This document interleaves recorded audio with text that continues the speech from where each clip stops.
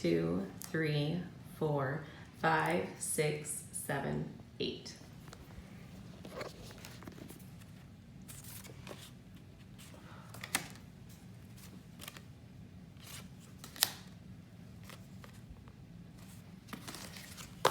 Okay. Who doesn't love the smell of hot, crispy, delicious bacon first thing in the morning? If you love bacon, raise your hand. If you didn't raise your hand, you need to reevaluate your life choices. My name is Corey Van Wagener, and I work for the largest pork manufacturer in the world. So I have eaten some of the best and worst bacons out there.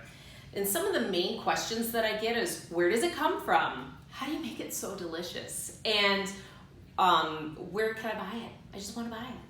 So I'm here to tell you about where bacon comes from. It starts on the farms with the animals and how they're raised, also the processing and shipping processes of the product, and then applications of the final product. So this little guy here, his name is Smitty the pig, and he grew up on a Smithfield farm. So I'll let you guys each take one of those. He and I are here to tell you about how that delicious bacon ends up on your plate each morning. The adventure all started on a hog farm. When most people think of hog farms, they think of dirty and scary, when in all actuality, they're very clean and quite relaxing. And the process of group housing changed all of that. I found an article through the National Hog Farmers with a video link about group housing. It's available at www.smithfieldfoods360.com. And group housing made the hogs, they're happier and healthier with group housing. They live in groups as opposed to teeny tiny little crates where they can't move around. They're stuck like this. And when you can move around a bit, they're cleaner and they're less likely to get sick. Just like with you and I, when we're in tight spaces, think of an elevator or an airplane. When we can move, we're happier. And when the animals are happy and healthy, they grow to the perfect size. And in just 6 months, this little guy would reach the perfect size, so it's time to harvest. So bacon comes from the belly of a pig. So it comes from right down here, this part here. And I found an article called Making Bacon, written by Barbara Young with National Provisioners. And she talked about the process of bacon. So it starts with that raw pork belly, and then it goes and we inject it with a cure. And then it hung in a smokehouse, and then it goes chilled. And after it's chilled for a couple of days, they take it out and they press it down and make it nice and rectangle, and then they slice it up. After it's sliced, then it has to be packaged. So there's approximately 3 million pounds per week that is packaged up. And it comes in 2 different sizes. You've got the retail pack, which is what you usually buy in grocery stores. And then you also have the food service size pack, which is a 15-pound box. So when you eat at a restaurant, it comes from here, and when you eat at home in Grandma's kitchen, it comes from here. And then after it's packed up, it gets shipped all around the world. So once it ships to your favorite restaurant or your grocery store, now is when the fun begins. You get to eat it. So I've made up some bacon for you all, so you can taste it. In an article that was written by Elizabeth Furman titled Powerhouse Proteins, she stated, bacon has been a total superstar for the last 2 decades, winning consumers' hearts in an ever-widening variety of uses. When I read that she wrote that, I could not agree more.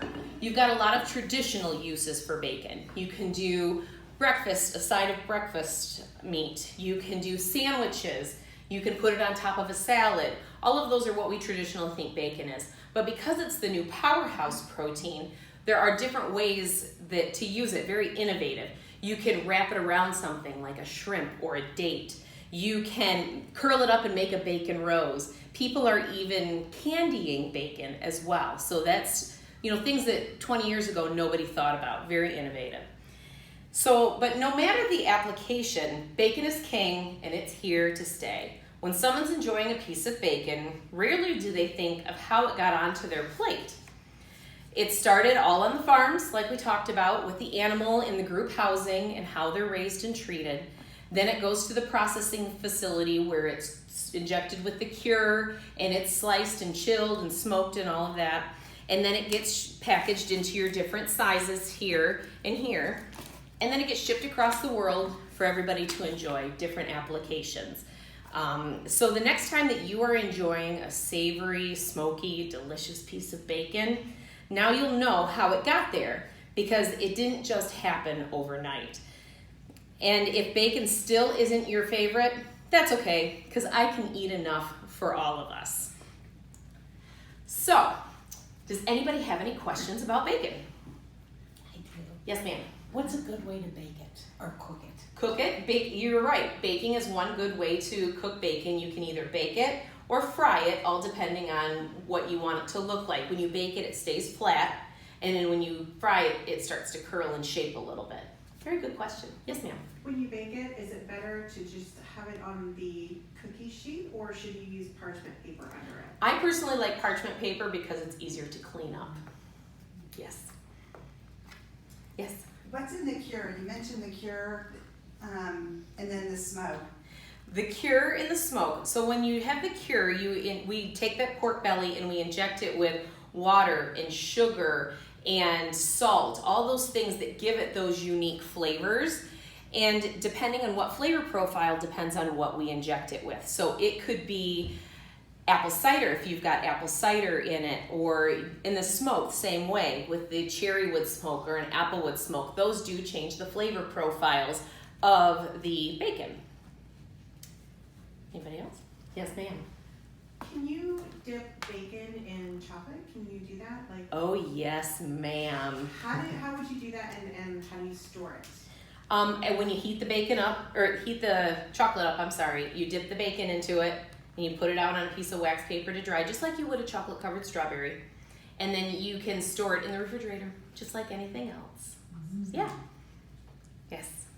Well, now that you've captivated us about bacon, can we talk about sausage? I would be happy to talk about that after this, so we can meet afterwards and I'll chat away with you. Anybody else have any questions? Once the package is open, how long can you keep it in your fridge? In this size, Yes. I would say 7 days. In this size, it's probably, you get about 14 days. So, all right, well, thank you, everybody.